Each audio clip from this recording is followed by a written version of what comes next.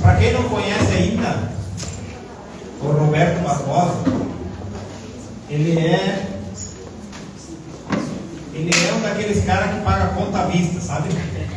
Sabe quando a gente vai numa loja, a gente vai lá comprar um televisor, eles fazem 10 vezes, né? E o mesmo valor da vista. Aí a gente faz em 10 vezes, né?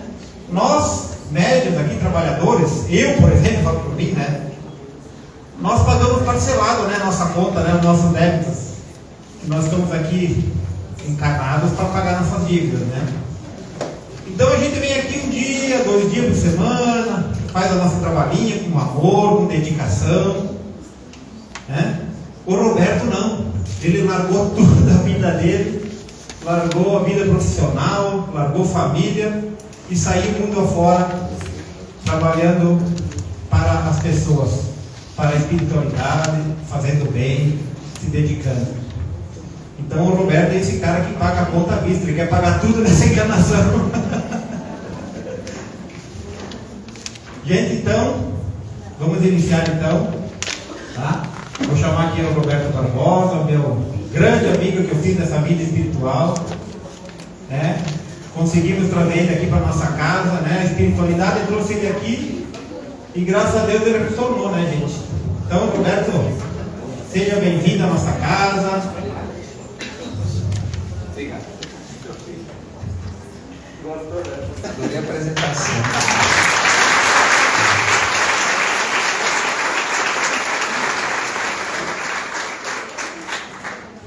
Bom, gente, como eu não tenho o vozeirão do Alexandre, eu vou aumentei um pouquinho. Vocês estão me ouvindo bem? Estão? Ok. Posso sentar um pouquinho? Obrigado. Bom, deixa eu explicar uma coisa para vocês. Esse momento é um momento muito legal, a gente já fez esse momento algumas vezes. O Dr. Fritz é um espírito muito acessível, não só do ponto de vista do trabalho mediúnico que ele faz com as coisas espirituais, mas também um espírito que traz muito conhecimento em diversos aspectos. É claro que o Dr. Fritz não é um espírito evoluído, vocês sabem disso, né? Deixa eu explicar de novo. O Dr. Fritz não é um espírito evoluído. O Dr. Fritz vem uma história encarnatória aqui na Terra, como nós, onde ele não foi muito bem sucedido do ponto de vista moral, tá? Ok. E depois que ele desencarnou, ele passou por muito sofrimento, e esse sofrimento fez ele refletir e mudar esse padrão, mudar essa vibração, e obviamente que hoje, por ser um espírito trabalhador, que trabalha tanto, que ajuda tanta gente, ele se tornou uma pessoa de bem.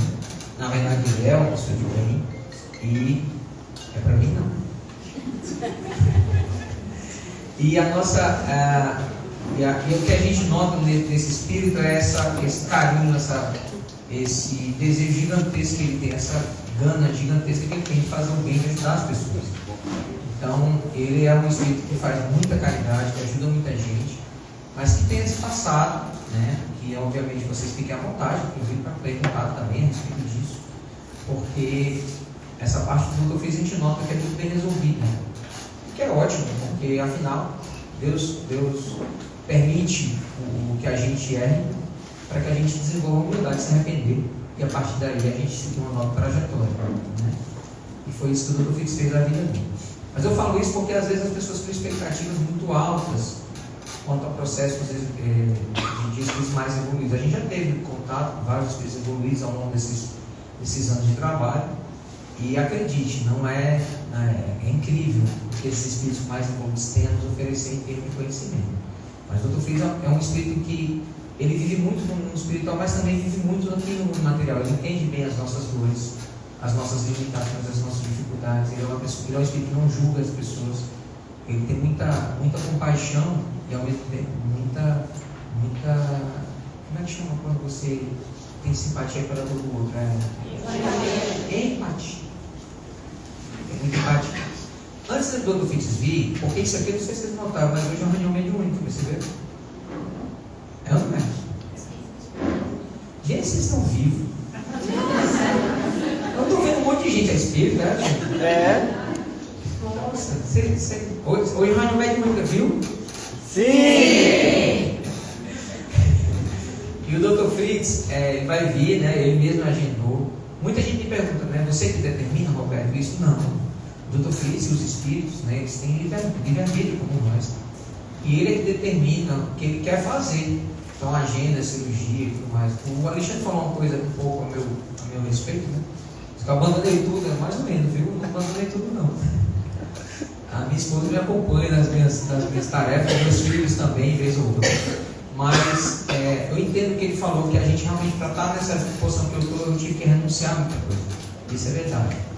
E graças a Deus, Deus me deu uma condição de fazer isso e me aposentar tão cedo, porque durante 23 anos eu trabalhei como médium, sempre aos finais de semana, porque era dono da minha empresa, eu tive condições de fazer. Então, sempre aos finais de semana eu estava viajando, fazendo trabalho, às vezes 2, 3 semanas seguidas em algum lugar.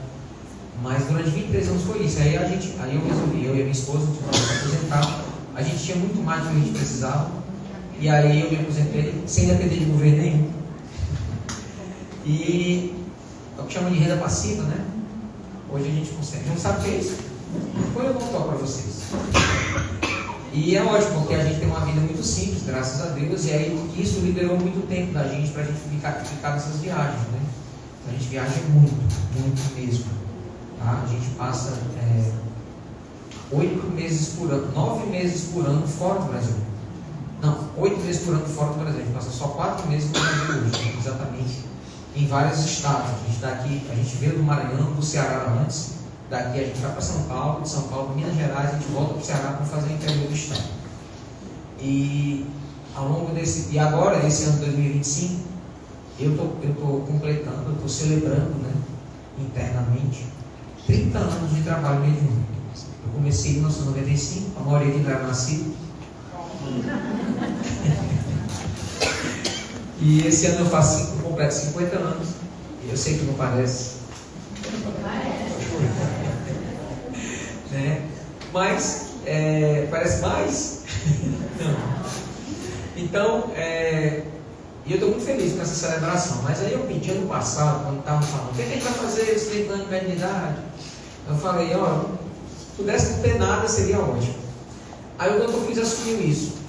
A gente tinha umas entrevistas do Dr. Fritz gravadas em 2016, 2017. O Dr. Fritz se submeteu a um filósofo que é repórter e também hoje ele está fazendo medicina por orientação do Dr. Fritz, está no 5º ano de medicina agora. E eles ficaram muito amigos. E ele pediu que o Dr. Fritz respondesse várias perguntas, que é o que nós vamos fazer aqui hoje. Só que as perguntas não é do Jefferson, as perguntas vão ser de vocês. Tá? E nós guardamos esse material. E o Dr. Fritz falou assim: não é para usar, é só para guardar. Nós guardamos esse material. Isso faz 9 anos, né, 8 anos atrás. E ano passado ele falou: ano que vem eu quero lançar um livro. Eu quero lançar os livros desse diálogo que eu tive com o Jefferson. A gente bom, a gente viu, eram 9 horas de gravação. E a gente transformou essas 9 horas em 4 livros. E cada ano a gente vai lançar um, que é a sequência desse diálogo. Hoje nós estamos fazendo o lançamento do primeiro, que é esse aqui, ó. Dr. Fritz responde. É um livro pocket book, né? Um livro pequenininho, que tem um diálogo. Esse livro não tem minha participação, a não ser como médium, tá? Mas eu não tenho nenhuma ideia minha aqui, não tem nada que veio de mim nesse livro. É o Jefferson e o Dr. Fritz conversando sobre um monte de assunto, que é o que a gente vai fazer hoje, tá? E é maravilhoso a gente ouvir um espírito e ver desse espírito a clareza com que ele lida com as coisas, né? O Dr. Fritz tem uma mente muito objetiva, muito racional, e nos ajuda com muita facilidade. Repito, por ele conviver tanto com a gente aqui na Terra e estar tão próximo de nós, ele tem essa facilidade de se fazer entender por nós que estamos encarnados, né? E é ótimo, porque eu fico às vezes surpreso de determinadas casas espíritas, né? O movimento espírita é meio estranho, gente. A gente vê que determinadas casas espíritas com muita resiliência, com muita dificuldade, às vezes, de ter momentos com os espíritos. O que é estranho, porque tudo que Kardec fez foi com os espíritos. A codificação espírita não foi escrita por Kardec, ela foi codificada, ela foi arrumada, ela foi organizada por Allan Kardec. Pode parar só um pouco. E aí, essa esse contato com os espíritos, nós espíritas, até como tentar manter a disciplina que é necessária, concordo, né? O cuidado, a vigilância que é necessária, eu concordo com tudo isso, tá, gente? Mas nós tornamos a comunicação dos espíritos meio burocrática. Perceberam isso? Tem gente que está em casa espírita há 10 anos e nunca conversou com o espírito. É estranho isso, não acha não? Eu vou ter uma pergunta para fazer para vocês. Antes de vocês fazerem as perguntas para vocês. Se o espírito, se você não se comunica com o espírito na casa dele, você vai se comunicar onde? Né? Então, que bom que essa casa, graças a Deus, né, segue um outro caminho. Um caminho de abertura, um caminho de potencialidade, um caminho de evolução. Eu digo isso porque o Espiritismo não é estático, como muita gente gostaria que fosse. O Espiritismo é dinâmico. Kardec disse isso dentro do próprio Espiritismo muitas vezes, repetidamente, que nós veríamos mediunidades que ele nunca viu, que nós veríamos verdades práticas que ele nunca viu, e que elas teriam por obrigação de serem estudadas, compreendidas, e uma vez que elas fossem verdade, nós espíritas teríamos a obrigação. Gente, palavras de Allan Kardec, tá? Nós teríamos a obrigação de incorporar essas verdades práticas ao Espiritismo. Gênese de Allan Kardec, capítulo 1, item 55. Hoje dá nem para mentir, né? Que tem Google. Então, vamos dar voz aos Espíritos, mas vamos prestar atenção se o que os Espíritos falam é de Deus. Eu acho que essa é a grande mensagem de hoje, tá? Depois que o Dr. Fritz vier, o Dr. Fritz vai vir, e geralmente antes ele vir, eu explico um pouco o processo da mediunidade da minha em particular, do que eu sinto quando ele está chegando, do que eu sinto a presença dele, diferente do que muita gente imagina. Nem todo médium tem todas as mediunidades. Eu, por exemplo, não vejo espírito. Graças a Deus. Não faço nenhuma questão de evidência. Roberto não vê espírito. Falei, não, está quebrado, graças a Deus. A gente acha, né? A gente deve ter os exemplos de Allan Kardec, de Chico Xavier, de Valdo Franco. A gente tem sempre aquela visão, médium tem que ter todas as mediunidades. Não necessariamente. A gente tem um arcabouço moral de um Chico Xavier para aguentar ter todas as mediunidades. Eu não aguentava 10% do que ele aguentou. Ele pagava as contas de chão. Gostei de pagar as contas de chão. E aí, eu vou explicar. O Rodolfo já está aqui, obviamente. Eu sinto a presença dele, eu não vejo, mas eu sinto. Vocês terem ideia, esses 30 anos de trabalho mediúnico, eu só vi o Dr. Fritz 3 vezes. E a última foi em 2009. Faz tempo, né? Aí em 2010 a gente estava recebendo um médium de pintura mediúnica. Já viu pintura mediúnica? É legal, né? Aquilo renova a fé, cara. E o primeiro quadro que o espírito pintou foi o espírito de Renoir, através desse médium na nossa casa lá em Fortaleza, foi o rosto do Dr. Fritz. E depois que ele recebeu, que a gente recebeu esse quadro, que é esse que está na capa dos livros, tanto aqui nessa capa do livro, como nessa aqui. Essa aqui está mais nítida. O livro de Círios Espirituais, que foi o nosso primeiro livro, né? Dá para ver claramente o rosto do Dr. Fritz. Esse aqui foi tirado da pintura mediúnica. E aí o que aconteceu? Uma vez eu perguntei assim, Dr. Fritz, eu só vi o senhor 3 vezes, eu me sinto até meio constrangido. O pessoal pergunta, como é o Dr. Fritz? Eu lembro de muitos detalhes das 3 vezes que eu ouvi, mas tem como eu ver o senhor de novo, não? Ele disse assim, não, é só olhar no livro. E de 2010 para cá, 2011 para cá, ele deu essa resposta, eu nunca mais vi ele, desde 2009. Então, eu fiz um livro muito prático, né? E isso é maravilhoso. Ok, eu já falei mais. Eu quero pedir a todos, por gentileza, que a gente possa fazer uma prece juntos, tudo bem? Pode ser? Vamos fazer então a nossa oração. Kardec colocou no Evangelho segundo o Espiritismo, capítulo 28, coletânea de preces espíritas. E lá ele deu sugestões de prece. Por que sugestões? São preces que são sugestionadas a você mesmo, a outra pessoa, a um espírito obsessor, aos seus perseguidores, né? Para que você reze por você, reze por outro, reze por a família, reze para poder dormir melhor. Alguém já fez essa prece? Que tem lá no Evangelho? Tem a prece para dormir melhor, sabia não? A prece é de dormir? Vocês não estão lendo o Evangelho, não é? Está lá na coletânea de preces espírita, para você fazer. Quando uma pessoa acaba de desencarnar, tem uma prece lá para dizer, olha, qual a prece?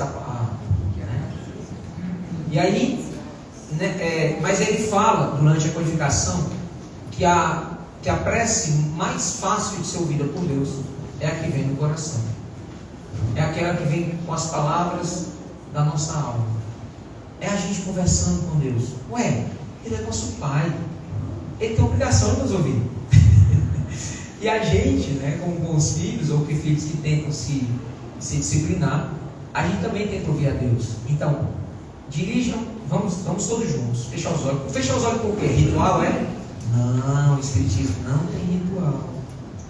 A gente fecha os olhos, porque quando a gente fecha os olhos, a gente não perde a conexão com o que é material. E fica mais fácil nos concentrar naquilo que é interior, espiritual.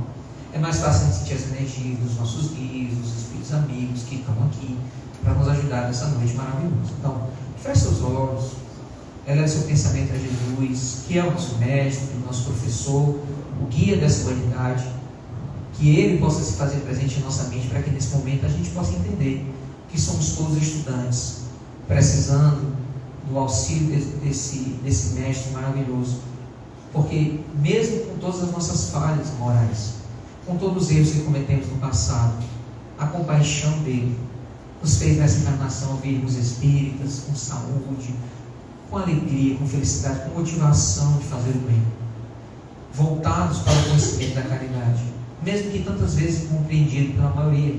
Mas a nossa alma, a nossa missão diz: faça o bem, seja bom, se melhore a cada dia, seja duro com seus defeitos e se ame em abundância, para que o seu coração se torne luz e essa luz possa dissipar qualquer escuridão da sua alma. Obrigado, Mestre Jesus, pela inspiração maravilhosa. Obrigado por nos confortar, por nos conceder um momento como esse. E que Tu estejas sempre não apenas nas nossas preces, mas nos nossos pensamentos. E mais do que isso, nos nossos comportamentos. Porque são os nossos hábitos da caridade e do amor que precisam se desenvolver. Obrigado, Mestre. Deus nos abençoe, proteja todos nós essa casa. Que assim seja. Graças a Deus. E assim seja. Vou aproveitar que eu já estou de olho fechado, eu vou ficar de olho fechado e já vou começar a me concentrar. Ok.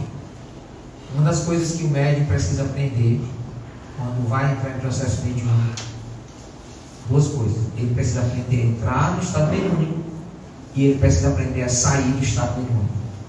O nome disso chama-se controle, equilíbrio, educação. A educação mediúnica não é receber o espírito e ficar dando pinote. A educação mediúnica consiste em você estar no controle moral da comunicação. Mesmo quando você se ausente dela inconscientemente, a sua moralidade é o guia do processo mediúnico. Por isso, nós como médiuns devemos sim desenvolver habilidades mediúnicas e também com habilidades morais. E o Doutor Feliz está se aproximando, então eu sinto meu perispírito se ampliar, ele incha, ele infla como se fosse um balão. Eu começo a perder um pouco a sensibilidade nas mãos, fico um pouco dormente minhas mãos.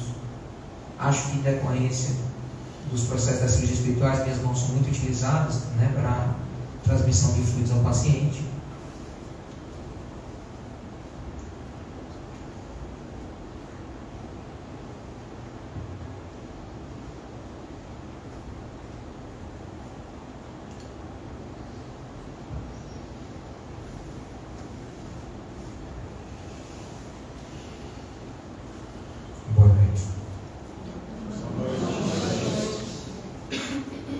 Quanto tempo eu tenho? Até meia-noite. Eu só morri, viu? Não perdi o bolo. Temos perguntas? Tá, deixa eu só explicar uma coisa. Eu preciso de mais 1 ou 2 minutinhos para começar a responder as perguntas, porque num processo mediúnico, você nunca está vendo um espírito apenas, você está vendo um espírito com médium. Guarde essa informação. Se o mesmo espírito passar para outro médium, você não vai ver o mesmo resultado. Porque você nunca vai ver só o espírito. Deixa eu explicar com uma metáfora que acho que fica mais fácil. Já tomaram café com leite alguma vez? Sim. Mas sabem o que é? O que é café com leite? É a mistura do café com o leite. Quanto mais leite bota no café com leite, mais branco ele fica, mais ele se afasta do escuro, sim ou não? Sim. Okay. Então imagine que o café é o médium e o leite é o espírito. O que é um processo mediúnico? É quando esse leite começa a entrar nesse café, aí nesse momento temos café com leite. Só que esse café é diferente daquele café, que é diferente daquele café. E aí, os frascos que estão nesse café são diferentes. Existem várias diferenças ali a ser consideradas. Apesar de ser o mesmo leite, até a quantidade desse leite também varia. Depende de como está o médium naquele dia. Existem vários fatores. Por isso que você nunca vai ver nem o leite nem o café. Você vai ver sempre os juntos. Então, quando você vê o médium comunicando, você não está vendo só o espírito. Você está vendo o espírito com o médium. Entenderam isso? E aí é nítido as diferenças de espíritos iguais que se comunicam com o médium diferente. Até a pessoa que você mais ama, tem dia que ela está estranha. Então, em uma pessoa que você conhece, imagina um espírito, né, que também é um ser humano que tem as suas dificuldades. Mas o pedido de algum minuto ou dois é principalmente para poder, se estivéssemos eu e Roberto agora, numa situação em que fôssemos realizar cirurgia espiritual, já podia começar agora. Porque a mediunidade de efeito físico não carece de uma diminuição radical de consciência. Deu para entender? Ok. Já um processo de efeito inteligente, que é o que nós estamos agora, o médium está sendo usado para a psicofonia. Como é que o leite fica mais forte? Tendo menos café. Então, qual é o processo ideal agora nesse instante? Que eu reduza o máximo possível, ajude ele, também permita, reduza o máximo possível da sua consciência para que a consciência do espírito, no caso eu, possa sobrepujar do médium. Quem é que é médium comunicante de alguma reunião mediúnica? Levante a mão, por favor. Ninguém? Por favor, levante a mão. Tá. Vocês devem estar bem por dentro disso que eu estou falando. Porque a grande dificuldade dos processos mediúnicos é exatamente você entender onde é você e onde não é você. Né? Então, esse pensamento que eu acabei de ter é meu ou não? Então, devido a isso, o ideal é que eu preciso desse que já passou. Pode começar. Dr. Fritz. Você pode falar? Dr. Fritz, na sua encarnação, você foi uma pessoa muito cruel. Você tinha noção de ter sido uma pessoa tão má? Claro que não. Quando você está mergulhado na água fria, o que incomoda é sair dela. Concorda? Então, quando você está mergulhado na maldade, está tudo certo. Tudo se auto-justifica. Sensação de prazer, felicidade, poder. Você já tirou em alguém? Nossa, essa é maravilhosa. Sensação de poder é maravilhosa. As consequências é que é o problema. Entende? Então, eu fui cruel? Você não tem ideia quanto eu fui cruel. Fui muito cruel. Mas eu gostaria de fazer você refletir sobre uma coisa. Eu fui muito mais cruel comigo. Porque quando a gente faz o mal, a gente planta muito mais coisa ruim na nossa história do que na história dos outros. Entende isso? Porque na hora que você é cruel, o outro se torna o quê? Vítima. E o culpado? Você que está sendo cruel. Concorda? Ser ruim, ou mal, ou cruel, é uma estupidez. Só pessoas que não têm inteligência conseguem ser ruins. Ou que têm inteligência não usam. Porque se você observar um espírito evoluído, que ele é todo felicidade, é incrível. Dá vontade de ser igual a eles. E se você perguntar o que eles fazem, eles não fazem o mal. Eles só fazem o bem. Então, qualquer pessoa que tenha esse discernimento, qualquer ato de crueldade, maldade, ruindade, acaba sendo também um ato de estupidez. Consigo mesmo. Não só com o outro. Respondi. Quais as consequências do suicídio? Vamos lá. Deus, eu tive a felicidade, olha só essa palavra, eu tive a felicidade de trabalhar uma equipe médica durante quase 20 anos no mundo espiritual, recolhendo pessoas que tinham desencarnado pelo suicídio. O quadro não é bom, tá? O que a gente nota é muita dor, muito sofrimento. A maioria dos processos de espírito que desencarnam por suicídio, eles têm uma certa concessão da espiritualidade superior para que eles sejam recambiados o mais rápido possível ao reencarno.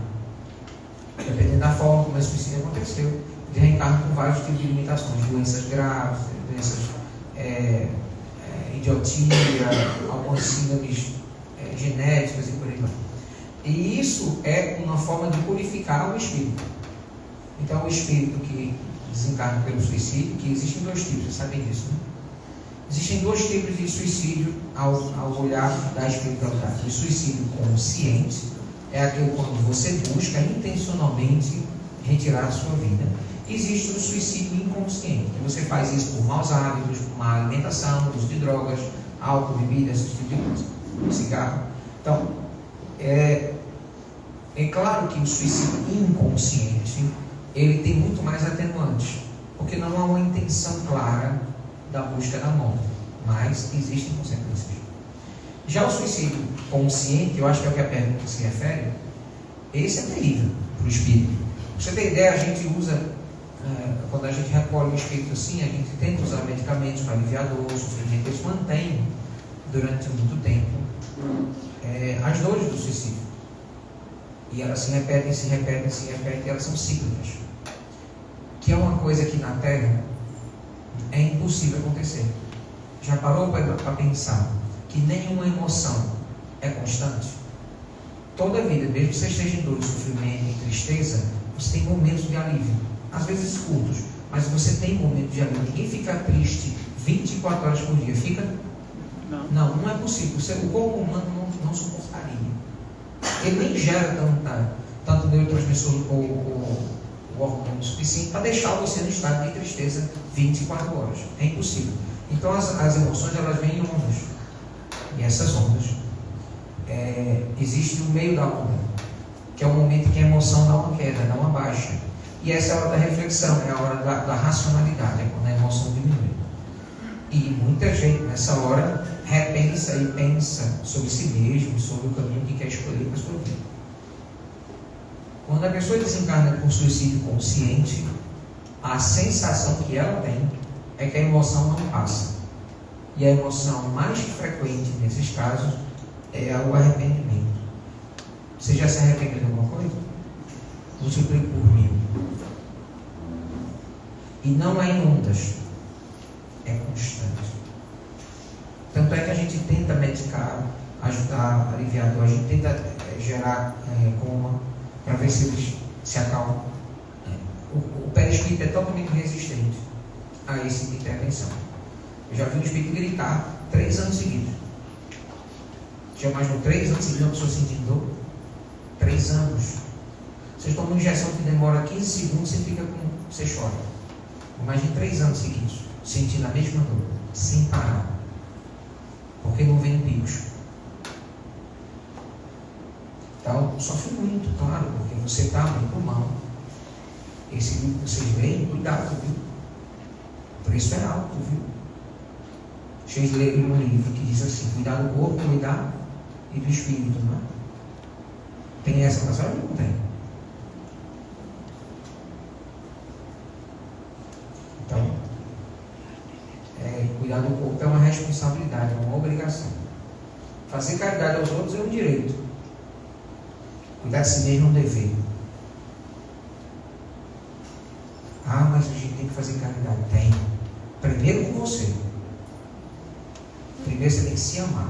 Se você fizer isso, o resto é fácil. Acredito, não é difícil não. Fazer caridade requer disciplina. O difícil é a disciplina. Não é a caridade em si. Fazer bem é fácil. Todo mundo tem um instinto bom. Instintivamente nós somos bons. Temos as maldades que escolhemos ter. Né? Pode continuar. Como podemos auxiliar um ente querido viciado em álcool e medicação? Como devemos proceder? Bom, dando a ele a oportunidade de ele se tratar. Mas ele quer? Se ele não quiser, você não vai fazer nada. Pode orar, rezar, aplicar passe aí dormindo.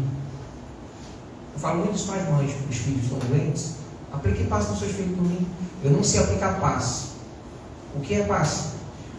Passar energia. Você acha que uma mãe ama o filho o suficiente para passar energia de amor para ele? Sim. Um pai? É a mesma coisa. Então, aplique passe nos seus filhos. Bote a mão em cima e reze. Que ali vai tanto amor, tanta dedicação, tanta energia boa, que é óbvio que vai surtir efeito. Então, isso pode ser feito. Intervir no livre-arbítrio, não. Ora, quem você pensa que é? Se nem Deus interfere no livre-arbítrio da gente, quem é você para interferir no livre-arbítrio dos outros? Esse é o nosso problema. A gente julga que o outro faz está errado, porque eu não faço. Não faz hoje. Já pensou? Cruel como eu fui, né? Me chamaram aqui, vou ter cruel, vai se continuar comigo. Eu fui cruel, aí agora eu vou ficar vendo a crueldade dos outros e ficar apontando. Não seja cruel, não seja bom. Quem sou eu para dizer isso? Não sou ninguém comparado aos que convivem comigo. Então, ofereça. Uma mãe uma vez chegou para mim e falou assim: Dr. Fritz, eu venho para a cirurgia a cada 6 meses que o senhor vem aqui e faço tudo que eu fiz de cirurgia espiritual com o senhor, eu fiquei curado. Trago parente, família, primo, tio, vizinho, todo mundo que vem fica curado também. Meu filho está lá em casa usando droga e não quer se curar. E ele está sofrendo. Aí eu olhei para ela dentro dos olhos da mamãe, que é uma das coisas que eu mais respeito aqui na terra, o amor de mãe. Olhei nos olhos dela e falei assim: não, meu filho. Se ele estivesse sofrendo, ele estaria aqui. Vamos ser realistas. Quando é que ele veio, Dr. Fritz? Quando o sofrimento aumentar. Porque você me apontou já, ele não sabe o caminho, sabe? Ele sabe que eu existo, sabe? Ele não veio pelo quis.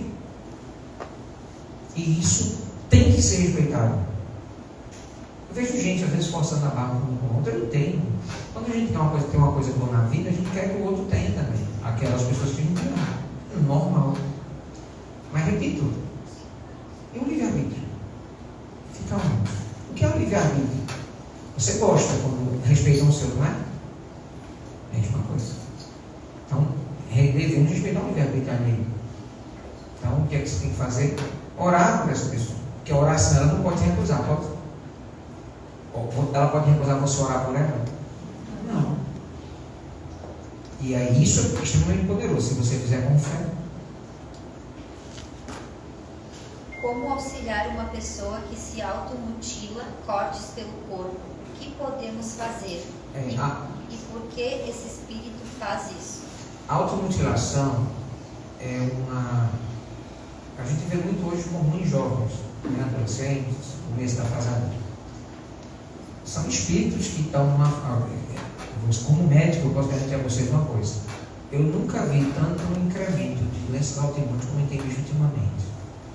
Eu vou dizer o que é doença autoimune. É uma doença onde a sua imunidade que existe para lhe proteger briga com o seu corpo. Aí tem um monte dessas doenças, artrite, inflamatória, que é quando esses processos inflamatórios gerados por essa resposta imunológica acontecem nas suas articulações. Tem a psoríase, que acontece na pele, tem a síndrome de Hashimoto, que acontece na tireoide, e por aí vai. É uma infinidade. Síndrome de Crohn, tem um monte, a amiloidose, a sarcoidose, todas são doenças autoimunes que já desenvolvem sintomas. Às vezes o mais comum é uma pessoa ter uma e de uma desenvolver outras. Lúpus é outra doença autoimune. Conclusão. O que é a doença autoimune? Anotem, viu? Na mente de você, pensando na novela. É simples, é falta de autoamor.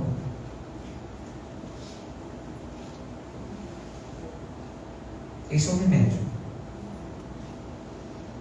Porque quando você controla a imunidade através de imunossupressor, você fica mais aberto a doenças.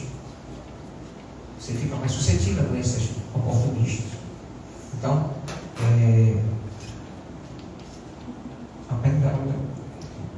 por que esse espírito faz isso? Por que desculpa, voltar para a automutilação. Porque ele tem dificuldade de aceitar o corpo físico. Vocês têm um corpo físico, vocês não são ele. Às vezes, sabe, você bota uma roupa, sai na rua e percebe que não gostou da roupa que você botou. Pronto. Às vezes acontece isso com o corpo que você tem. Você não tem identidade com ele. E aí você começa a entrar em crises. Essas pessoas principalmente precisam urgentemente de tratamento psicológico. É a primeira coisa mais importante. Acompanhamento psicológico. Não é tratamento psicológico, é acompanhamento. Alguém que possa conversar sobre essas dores que fazem com que essa resposta de automutilação ou autoflagelação ou autoboicote, pode acontecer às vezes, a autoflagelação, ela é fácil de perceber, mas o autoboicote, você faz e nem sabe o que está fazendo. Alguém já sofreu com isso, autoboicote, e percebeu, e é difícil perceber porque é inconsciente. Você se dedica muito para as outras pessoas, mas não se dedica a você mesmo. Você acha que todo mundo merece tudo bom, menos você. Você não se gosta, não se dá presente, não tem uma relação de amor com você. E é estranho falar essas coisas aqui, porque como vocês são, a maioria, né, frequentadores de uma casa espírita, já deviam ter entendido qual é o mandamento. Amar a Deus acima de todas as coisas, eu estou próximo como a ti. Bem, se você não ama a ti, você não tem nenhum parâmetro de acordo com Jesus para amar os outros. Você é um hipócrita. Você está achando que está dando alguma coisa que você não tem dentro de você. E é difícil lidar com isso. Não, ele veio aí desse livro de vocês que escrito assim, Espírito e Verdade. É o antídoto da hipocrisia. Porque vocês precisam lidar com as coisas com as verdades. Muitos vão sair daqui, infelizmente, não era minha intenção. Mas também não me preocupo com isso. Vão sair daqui hoje milindrados. O milindre é uma forma de orgulho. Você está com orgulho ferido, porque eu disse uma coisa que você não queria ter ouvido. Mesmo que você sabe que é verdade. As pessoas hoje em dia, elas são refrativas a tudo, inclusive a verdade. E esse mundo que vocês estão agora encarnados, que eu faço de tudo para não vir. Por quê? Porque eu sou mais útil onde eu estou. Esse é o motivo. Eu sou mais útil para vocês, sou mais útil para mim, sou mais útil para o meu médico, sou mais útil para os meus pacientes. Então, onde eu estou, eu sou mais produtivo. Então, me deixe onde eu estou. Não tem que me reencarnar. Mas eu olho para vocês reencarnados e aplaudo, porque não é uma decisão fácil. Requer coragem reencarnar. Esquecimento, tudo isso. Começar tudo do aparente zero, quando na verdade o zero não existe. Então, e ter que fazer manobras de auto-reconhecimento, de auto-amor, de perceber isso, não é fácil. Se fosse fácil, vocês reencarnariam uma vez só. Mas todo mundo tem que reencarnar um monte de vezes. Por quê? Porque a cada reencarnação, lições. Então, são essas lições que geram vocês pessoas melhores. Então, a minha função aqui, meu desejo é mexer com vocês um pouco, mas também oportunizar vocês o meio de resolver isso. E esse meio de resolver isso está muito claro para mim. Voltando para a questão, falta amor próprio. Não adianta você, como pai ou mãe, tentar suprir o amor do seu filho, que você não vai conseguir. Ele vai ter que desenvolver o amor próprio dele. Por mais que você ame ele, você não tem como fazer transferência de amor. Ele vai ter que aprender a desenvolver o amor por ele. Ele tem que aprender a se amar, a se respeitar, a se gostar, a se compreender. E os pais, infelizmente, não tentam blindar os filhos de sofrimento. Se você pega uma pessoa que anda corretamente e dá para ela uma cadeira de roda, ela para de andar e não anda. É isso que alguns pais fazem com os filhos hoje. Mutilam as crianças, não permitindo que elas se frustrem. Frustração é o maior professor da encarnação de qualquer um. Vocês que são adultos sabem disso. Olhe para o seu passado, não para as encarnações anteriores, não precisa. Essa mesmo, porque a evolução ela acontece o tempo todo. Não precisa você ficar olhando para a encarnação anterior para se compreender.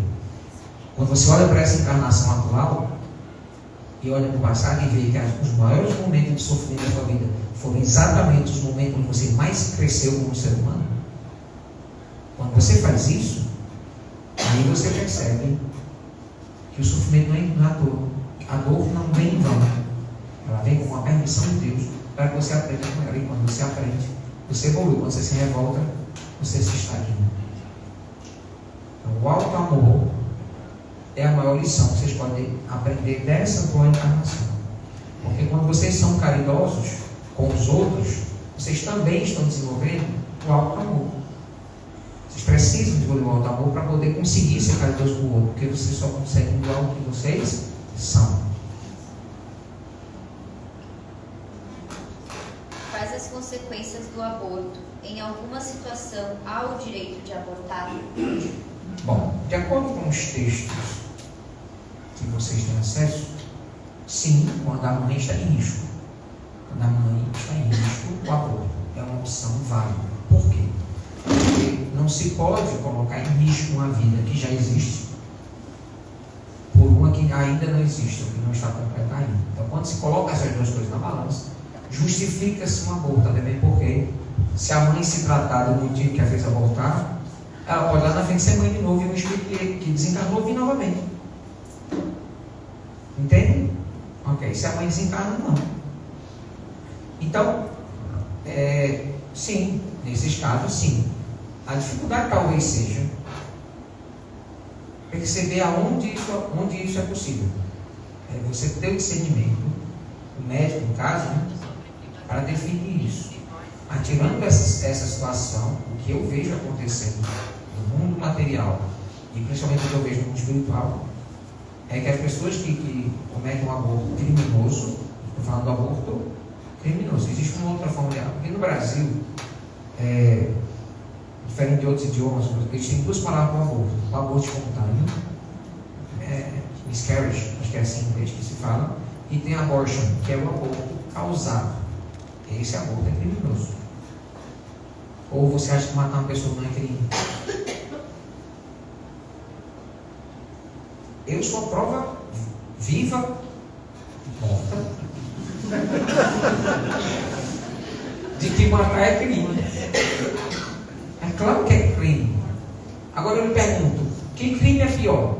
Com alguém que consegue se defender ou com outro que não consegue se defender? Qual atenuante pior? Digam os juristas aí presentes. É perverso. Okay. As doenças estão ligadas às nossas atitudes, sentimentos e emoções? Sim. Próxima pergunta. O tratamento espiritual realizado no hoje pode repercutir na próxima encarnação? Deixa eu ter. Como eu sou espírito, assim como você, mas eu estou desencarnado, é mais fácil avaliar essa coisa de reencarnação sob o prisma de onde eu estou. Vocês não tiveram vidas passadas. Vocês só têm uma vida, que é a vida atual. Que vida atual é essa? É essa vida recheada de encarnações. Milhares de encarnações. Um processo evolutivo de milênios, milhares, milhões de anos. Tá? Então, esse espírito que é você, passou por todo esse processo e tudo isso junto, nós chamamos vida. Eu estou mais vivo do que vocês. Porque vocês estão aprisionados no corpo físico. Vocês desperdiçam mais da metade do tempo da encarnação com coisas banais que eu, espírito, não preciso. Quer que eu explique? Vamos lá. Um terço da vida você está dormindo. Coisa mais estúpida do que isso, do ponto de vista de tempo. Então, um terço da vida de vocês está perdida por você. Porque o corpo físico precisa de descanso. A mente, principalmente, o cérebro precisa de descanso. Então, é uma máquina muito poderosa e não funciona se você não dormir. Ok? E aí, o tempo que você perde, comendo, indo ao banheiro, indo trabalhar, eu estou falando de tempo de deslocamento, vestindo a roupa, junta todos esses minutos da sua vida com o tempo que você passa dormindo, comendo, descansando, porque não é só dormir, tem um tal de descansar, né? Porque o corpo cansa, o espírito não. Então, metade do tempo que vocês passaram na Terra foi desperdiçado nessas coisas triviais do encarnado. Nós, 24 horas por dia ligado, a gente nem perfume e nem desodorante precisa usar. Vocês passarem para a igreja e tomar banho, vocês ficam sabendo. Ficam com mau cheiro. Por quê? Porque vocês exalam substâncias do corpo, que é importante que vocês tomem banho com certa regularidade. Conclusão, além de cheirarem mal, precisarem dormir muito, descansar bastante, ter uma vida arrastada, nós não. Aí eu pergunto, quem é que está vivo? Tá, do meu ponto de vista, vocês são zumbis. Claro, mas zumbis com utilidade, porque afinal, para a vida que vocês têm aqui na Terra, essa vida é fantástica, uma oportunidade de evolução. Então, a vida é uma só. Quando você faz o bem, você vai colher esse bem. Às vezes nessa mesma encarnação, às vezes não. Quando você faz o mal, você vai colher isso ou nessa encarnação ou na próxima. Não importa, está tudo dentro da tua vida. Então, você pode hoje estar espiando, por exemplo, algo que você fez há 10 encarnações atrás. Ou está recebendo os benefícios de uma caridade que você fez há 2 encarnações atrás. Então, a lei de Deus, a lei cósmica universal, é muito precisa nessas horas. Nada é por acaso. Absolutamente nada. Tudo aquilo que parece uma tremenda de uma coincidência foi uma enorme de uma providência divina. Então, isso é dado a vocês, né, para que vocês possam aprender, evoluir, crescer. Então, a vida, quando vocês fazem a cirurgia e a gente resolve um problema, que eu fico muito feliz porque melhoro meus números. Então, a vida, eu não sei se vocês vão ter gratidão por essa cura. Também não, eu não sou médico, eu não sou padre. Eu espero, como espíritas que são, acredito que a maioria é, vocês entendam que a cura que eu ofereço não chega nem perto da cura que Jesus oferece. Se vocês compreenderem isso, podem vir para se curar comigo. Porque na hora que vocês obtêm a cura, vocês entendem que é um processo de permissão divina, uma moratória. E vai durar pouco tempo. Quanto tempo? Tempo que você merecer ou tempo que for útil para você. Porque não existe dor ao acaso. Portanto, também não existe dor sem a causa. Toda dor precisa de uma causa. Se você fez o erro lá atrás, mas você vem de lá para cá se modificando e amando, você acha que você vai precisar passar pela dor? Ou você já resolveu ela através do amor? Entenderam? Então não existe esse karma duro, pedrado, inequívoco, sem modificações. Ele é constantemente modificado pelas ações de amor. Então, se você faz essa vida espiritual e toma consciência de que a dor que você estava não era um castigo, mas uma oportunidade de aprender uma coisa, e você aprende, a cura se torna a consequência normal. Faz sentido para você? Porque tudo é matemática, não tem jeito. 2 mais 2 vai sempre 4. Eu acho. Porque na era que estamos, tem tantas pessoas com depressão, principalmente adolescentes. E para complementar, a depressão é uma doença desta vida ou trago das vidas passadas e como curá-la? Depressão é causada pela falta de motivação. Você perde a motivação, o ensejo, o desejo de seguir. Então você fica deprimido, você fica solidificado na determinada situação por falta dessa motivação. A ânima da vida é o espírito. Geralmente as depressões, os processos depressivos são causados pela falta dessa ânima, dessa energia. Quando o seu espírito não está contente, não está feliz, ele não está no caminho que deveria. Então, vem a depressão. Então, não significa que você está no caminho errado, significa que talvez você não esteja nele completamente. Eu vejo às vezes isso acontecer, como eu tenho muito contato com muitos médios, eu vejo isso acontecer muito com os médios. Os médios têm determinadas missões mediúnicas, aí tem que vir com 5, 6 tipos de mediunidade diferentes. Aí ele começa a trabalhar 2 ou 3. As outras 3 ele ignora. Só que as outras 3 eram as mais importantes do ponto de vista de reencarnação dele. Mas ele ignora. Aí ele chega para mim e fala assim: eu estou assistindo isso, meu filho vai cuidar da sua mediunidade? Eu já cuido. Ele está cuidando daquelas 3, das outras 3 ele está cuidando. Deixa eu fazer uma analogia, fica mais fácil. Vocês tomam vitaminas? Sim ou não? Tá. Complexo vitamínico. Se você tomar um complexo vitamínico, lá você vai ter um balanceamento dessas vitaminas. Se você tomar todas as vitaminas, mas não tomar a vitamina, por exemplo, K, ou vitamina D, ou a vitamina B12, por exemplo, mas você toma todas as vitaminas, mas você não toma uma especificamente de jeito nenhum, e nem os alimentos, eu pergunto, você vai ter uma hipovitaminose, sim ou não? Sim. Você vai ter uma queda dessa vitamina no corpo, sim ou não? Sim. Ué, mas não estou tomando vitamina? Mas eu não estou tomando aquela. Assim é a mediunidade. Assim é a missão da vida de cada um aqui. Então vocês têm a missão maternal, tem a missão de irmão, tem a missão de pai, de filho, de estudar, de neto. Então isso é importantíssimo, ser um bom neto. Assim como é bom, importantíssimo ser um bom avô. Então essas missões da paternidade, da maternidade, são da parte profissional, da parte financeira, da parte caritativa, da parte espiritual. Tudo são ferramentas. Se você conversar com alguém que já teve depressão e ficou curado, levante a mão, por favor. Ficou curado, totalmente curado. Tá, pode baixar a mão. Eu vou falar vou explicar para eles o que vocês tiveram que fazer para se curar. Tudo bem? Se eu falar alguma coisa que não foi nem de perto que vocês tiveram que fazer, vocês me corrijam. Tá? Eu vou falar 10 coisas, vocês devem ter escolhido 5 ou 6. Vocês provavelmente foram ao psiquiatra, ele passou uma medicação, vocês estão tomando ou tomaram corretamente. Aí vocês tiveram que fazer uma mudança radical de alimentação, fizeram mudança de hábitos do dia a dia, tiveram que fazer exercícios físicos, tiveram que buscar um hobby, tiveram que buscar uma integração social melhor, tiveram que cuidar da saúde financeira, tiveram que fazer terapia para desenvolver o auto-amor, para poder ter um espelho da alma onde você se vê, você consiga ver aonde você precisa se melhorar. Ninguém sai da conclusão, ninguém sai da depressão só tomando remédio. Se alguém aqui sai da depressão só tomando remédio, levanta a mão.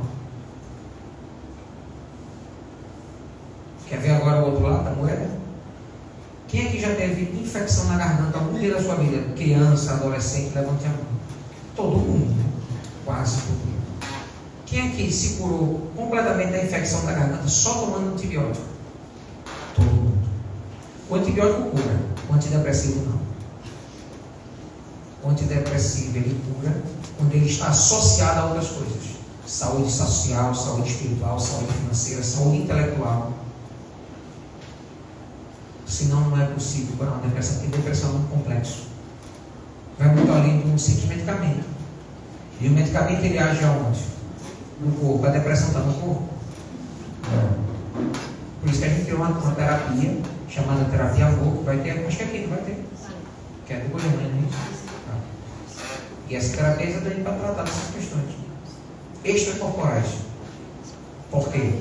A doença na garganta é física, a depressão não é não. Me mostra um exame médico que no exame saiu sem resultado. Depressão grau 4.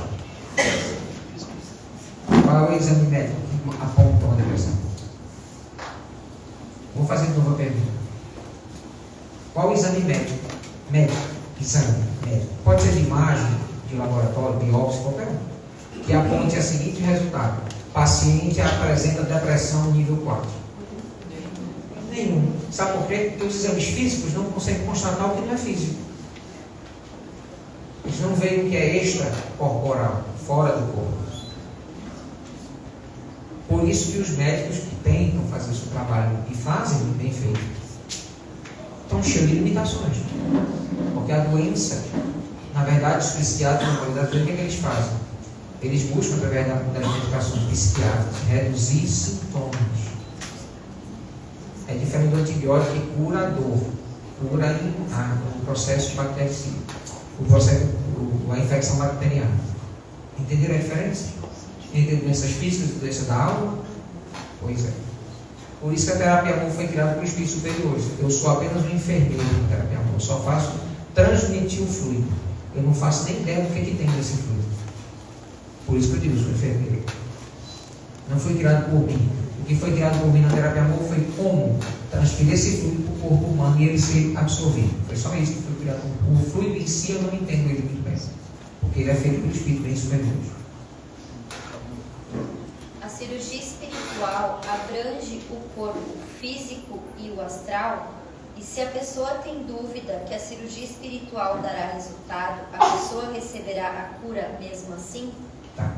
Para começar, vamos à primeira pergunta. A cirurgia espiritual abrange o corpo físico e o astral? Mais uma vez, você é um ser individual. Então, nesse instante como encarnado, você está junto em corpo, perispírito e espírito. Fácil entender? Ok. Enquanto o corpo, perispírito e espírito, está havendo integração o tempo todo dos dois. Doenças, o que faz um câncer surgir numa pessoa e não faz na outra? Porque uma pessoa que não fumou tem câncer no pulmão e uma que vive fumando tem nada. Não estou dizendo para fumar, viu, gente? Não é nada disso. Até mesmo porque quando você aumenta a predisposição para você desenvolver câncer no pulmão. Não é essa a questão. A questão é a seguinte: existe uma predisposição anterior à genética, que chama predisposição reencarnatória. Você nasce com marcas no seu perispírito e em algum momento elas vão se tornar doenças. Elas são os gatilhos para se tornar doenças. Tá? Por isso que as doenças emocionais não são detectadas no corpo físico. Você só sente os sintomas delas no corpo físico. Mas não tem como resolver porque elas não estão instaladas no corpo físico ainda. Tá?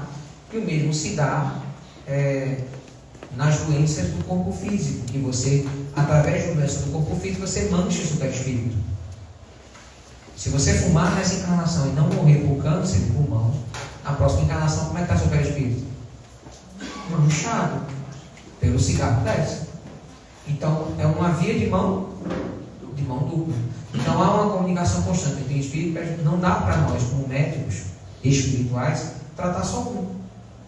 Então, a gente trata o corpo e o corpo espiritual. Só que o corpo médico também trata. E a gente precisa respeitar essa posição, porque afinal, vocês não podem se abster de ir ao médico. Como encarnados, vocês têm um corpo físico.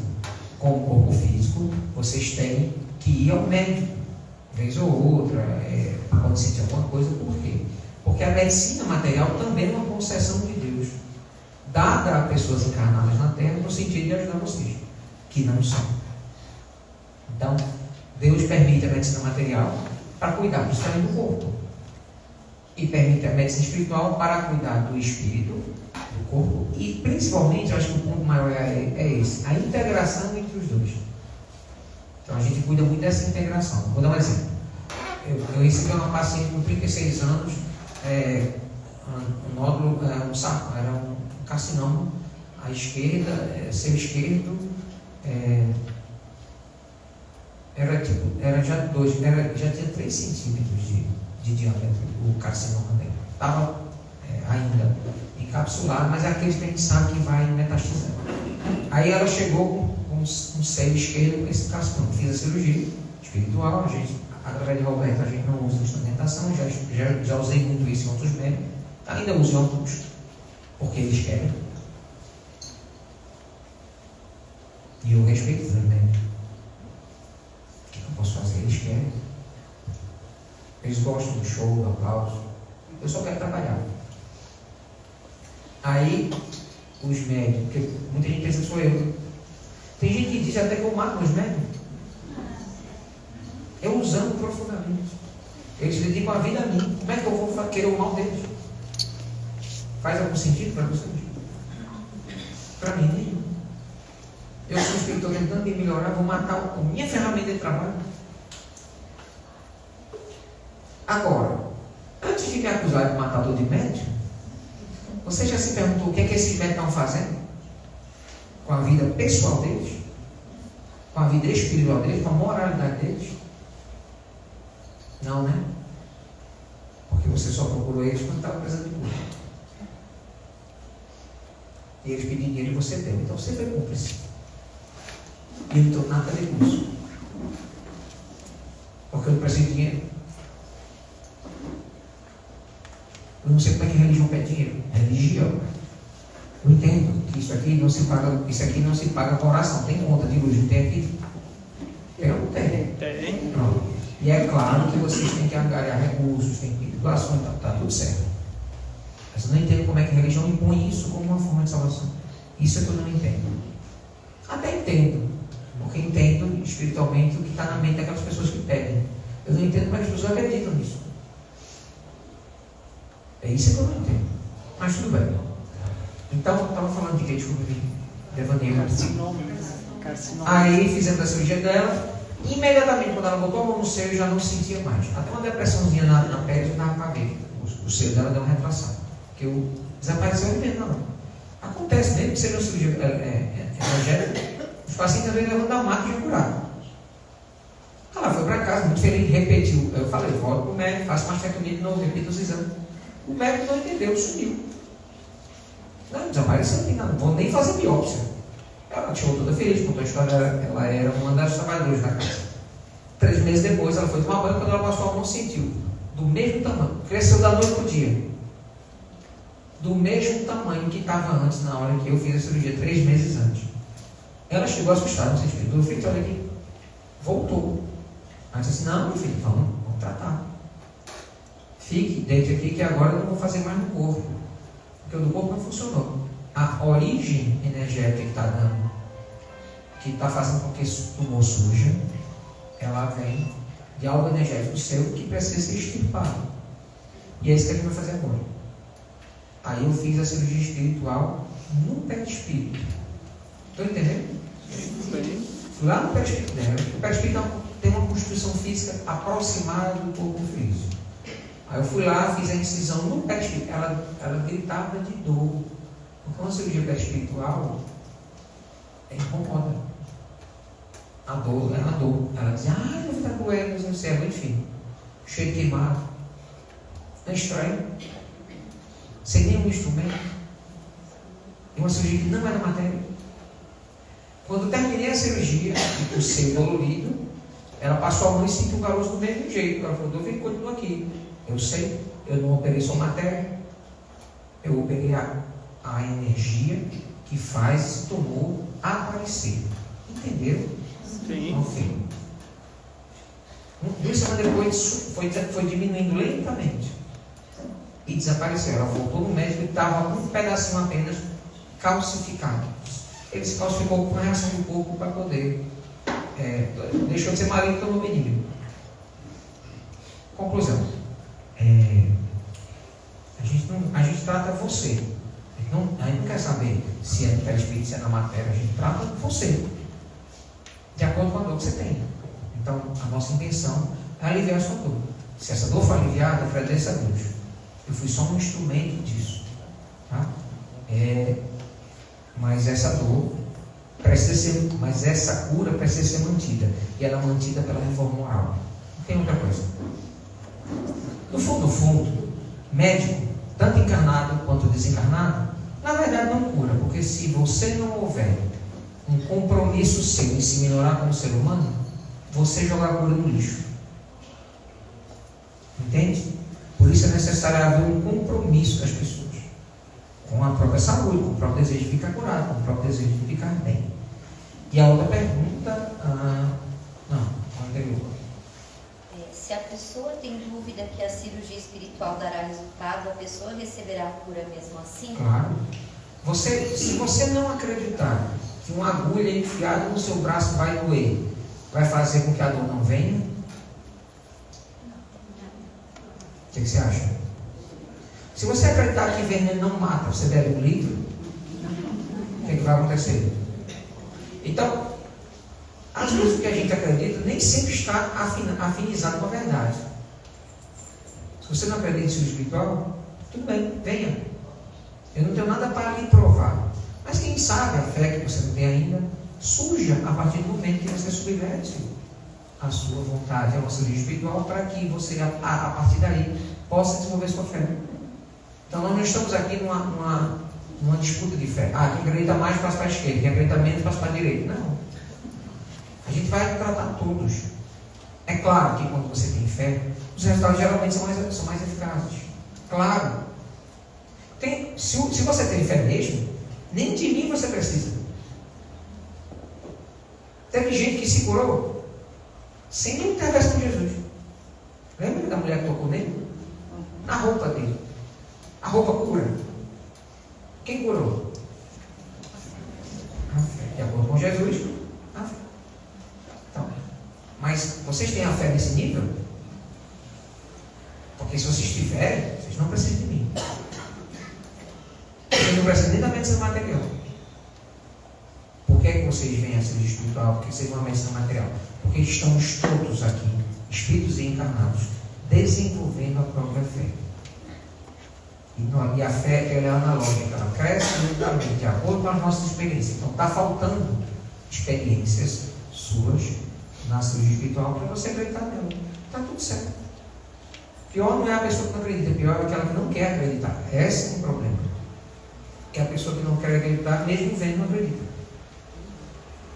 Eu tenho um caso, muito interessante. Vocês querem que eu conte? Sim. Eu tinha um paciente com 23 anos, estudante de medicina, estava no terceiro ano de medicina, e ela apareceu uns tumores na tireoide. Ela foi fazer exame de ultrassom, e os médicos, olha, provavelmente é maligno, está com cara. Vai fazer biópsia, fez biópsia da tireoide, malignidade, comprovado. Tratamento é um bom lugar para ter câncer, viu? Se você quiser ter escolha a tireoide. Se você não quiser ter, se você quiser ter um câncer para ir embora, escolha o pâncreas. Tá? Porque são geralmente os cânceres não dá nenhum sintoma. Quando dá, já não tem mais jeito. Então, é raro o paciente tenha recuperado o câncer. Se bem que hoje em dia a oncologia tem se desenvolvido bem, né? Então vamos lá. Ela ia fazer só uma retirada da tireoide e ia fazer uma iodoterapia. Uma semana, 2 semanas e ficar bom. É o que acontece com 99% das pessoas. É muito difícil um câncer de tireoide metastizar, por exemplo. Tá? Então, o prognóstico era muito bom. Aí eu disse assim, tudo bem, você quer que eu faça cirurgia espiritual? Eu quero, eu fiz cirurgia espiritual. Ela já tinha feito 13 exames, ela era bem ansiosa.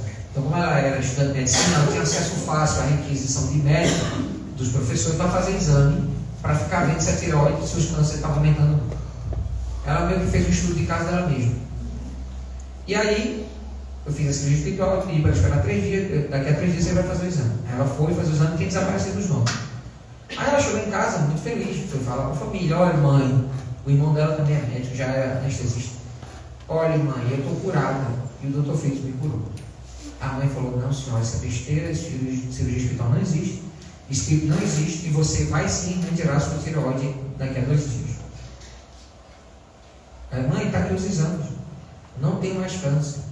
Tem sim, exame está errado. Você tem 13 exames de tireoide dizendo que você tem uma biópsia dizendo que você tem câncer. Você tem câncer, você vai tirar.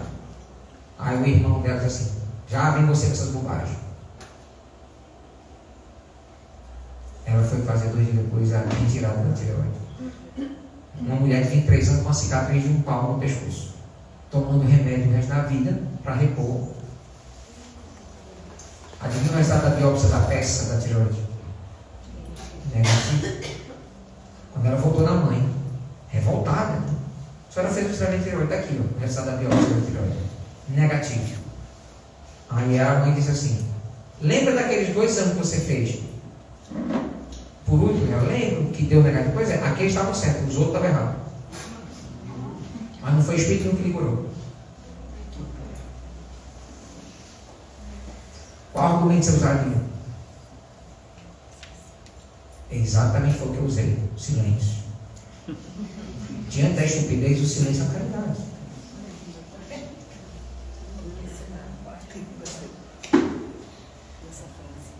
Existe a possibilidade de reverter problemas de visão de nascimento? Tá. Eu tenho que, nessa hora que entra nessa parte mais médica, eu tenho que ir com muita calma.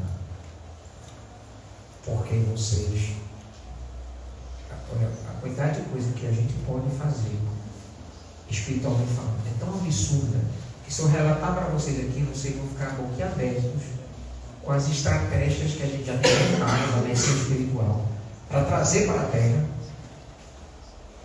para vocês terem acesso também, encarnados, mas que a espiritualidade está pede para a gente ir devagar, porque a gente faz transplante de órgãos. Daí você tira. Então, eu tive uma paciente de 78 anos. Ela caiu, ela estava no carro com o esposo, numa barragem de açude lá no Ceará. Açude é um lago artificial. E o marido foi desviado de alguma coisa e caiu com o carro dentro do açude, 30 metros profundidade. E o carro começou a afundar, todo mundo conseguiu sair, menos ela. 78 anos. Ela aspirou água e desmaiou. Eu vou dizer o que ela disse. Doutor Freitas, o senhor salvou minha vida. Eu vi quando o senhor pegou na minha camisa e me puxou para fora do carro. Eu sabia que era o senhor. Era o mesmo. Ela era a mestre reiki da minha casa. Você acha que eu ia perder ela? Eu já sou chamado de matador de médium. Eu vou deixar uma trabalhadora morrer assim de graça. Ela era mestre de reiki, grau 3, alguma coisa assim. E ela era uma grande professora de reiki. Ela tinha implantado o reiki na Casa da Caridade. A gente estava fazendo atendimento de reiki de 400 pessoas, 500 pessoas por semana. De reiki, recebendo reiki. E estava ajudando muito no resultado da cirurgia. E eu não queria perder ela. Aí eu realmente fui lá ajudar. Eu sou interesseiro, Senhor. Me permitiram, eu fui. Né? Aí eu ajudei e tal. Só que ela aspirou água e açude, água suja, água parada. E ela.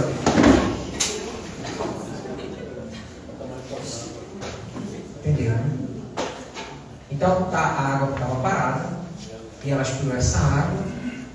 Pegou infecção no pulmão e ficou muito mal. Muito mal. Aí me avisaram que ela estava muito mal. Eu falei, eu já fiz essa manobra toda para tirar essa mulher dentro do carro. Não vou deixar ela morrer no hospital. Fui para lá no hospital, intuí o médico uma coisa, intuí o médico outra, outro médico aqui, de um estagiário, ó, faça assim, faça assim. E aí eu vi que não tinha jeito, a gente fez um transplante de pulmão, né? Só que não tinha um pulmão compatível com a idade dela, porque 78 anos, quem é que morre com 78 anos e o pulmão está perfeito? A maioria não está, né? E outra coisa, o pulmão, ele tem que ter o tamanho certo, a dimensão certa, não é um órgão tão fácil de transplantar. Na Terra não é. E a gente tinha conseguido um pulmão. Não foi no mercado negro. Não existe isso na espiritualidade. O que aconteceu foi que nós conseguimos um doador, uma pessoa aqui. Né? Olha, que doar interceptou. E fizemos então o transplante do pulmão. Só que, detalhe, o doador era homem, bem mais jovem, o pulmão do masculino é maior que o feminino. E também ele era fumante. E essa minha amiga nunca fumou. Então ela se recuperou, saiu do hospital com pigarro de fumante. Aquele pigarrozinho de pigarro, chama? Pigarro de fumante. E quando ela tossia, o cheiro de nicotina no mundo. E aí ela foi fazer os exames, o médico falou, nem tem seu pulmão de fumante, você já fumou? Não. Você está bom, seu pulmão está funcionando bem, mas você era fumante? Não. Isso é um muito grande, estranho. Parece um pulmão de homem. Aí você acha que não dá para recuperar uma visão? Dá. Mas eu vou usar uma frase de Bezerra Menezes, que é o meu. Não vou chamar de guia, porque eu sou o guia da minha vida. Tá? Bezerra Menezes é um grande amigo, grande orientador. E ele diz uma coisa: cuidado com as doenças quando elas forem a cura. Algumas doenças são a cura. Então, algumas pessoas com doenças, principalmente essas que nascem com doenças, condições genéticas, geralmente nascem com essa doença porque precisam dessa cura, estou chamando já de cura, para a vida inteira. A gente até tenta entender, porque eu não desisto de ninguém. Mas geralmente o resultado nesses casos não é tão bom. Mas já aconteceu, a gente ter sim uma visão, uma pessoa que ela tinha tido uma visão perdida em um dos olhos. Aos 3 anos de idade, quando ela tinha mais ou menos 16, 15 anos, adolescente, fizemos a cirurgia, ela recuperou a visão. Pode acontecer, doenças genéticas. Tá? O que a espiritualidade espera dos novos médicos da Terra?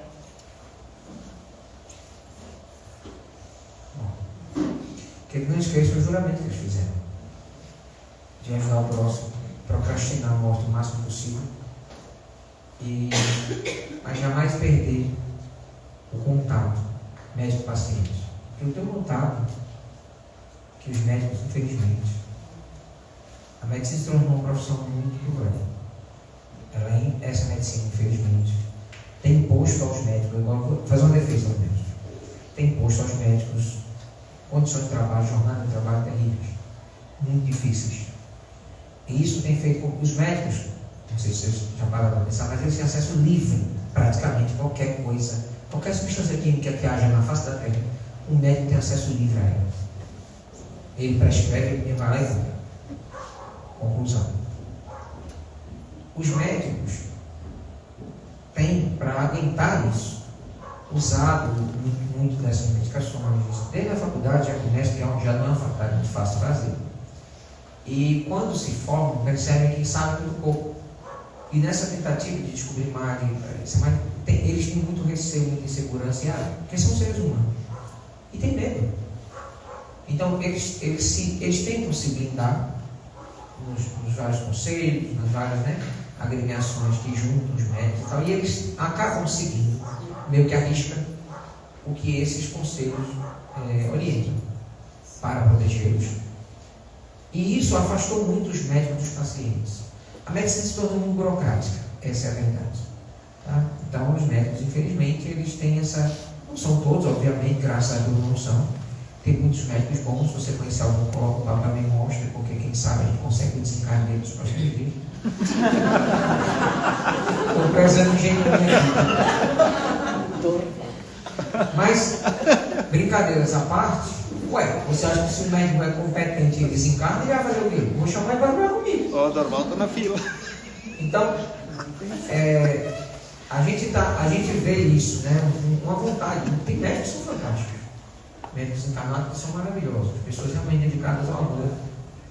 Eu lembro de um cardiologista que foi um grande amigo meu, professor de cardiologia da Universidade Federal, uma pessoa de um coração fantástico, um ser humano simples, humilde. Ele conseguia identificar ele dizia sua pressão só sentindo seu pulso. Ele dizia qual era a sua pressão, só com a sensibilidade na ponta dos dedos dele, sem usar o edifício no manômetro. Então, era um médico muito carinhoso com os aprendizes, com os médicos que estavam se formando. Ele era um cardiologista muito conceituado. Eu acho que era só cardiologia clínica, ele não fazia cirurgia. Mas ele tinha uma sabedoria gigantesca. Vivia pobre, vivia abandonado.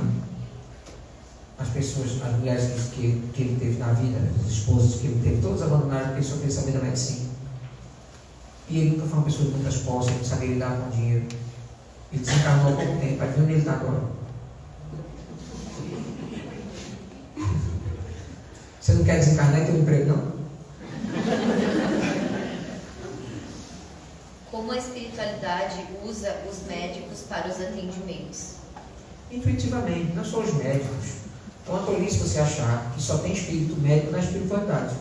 Tem espírito carpinteiro, tem espírito que é eletricista, tem espírito que cuida de animais, tem espírito que intui os veterinários, intui os eletricistas para fazer bobagem, para fazer as coisas bem feitas. O problema é que vocês não estão muito abertos a essa intuição. E talvez esse seja o grande problema. Quando a gente trata de medicina, claro que é o meu ambiente mais comum.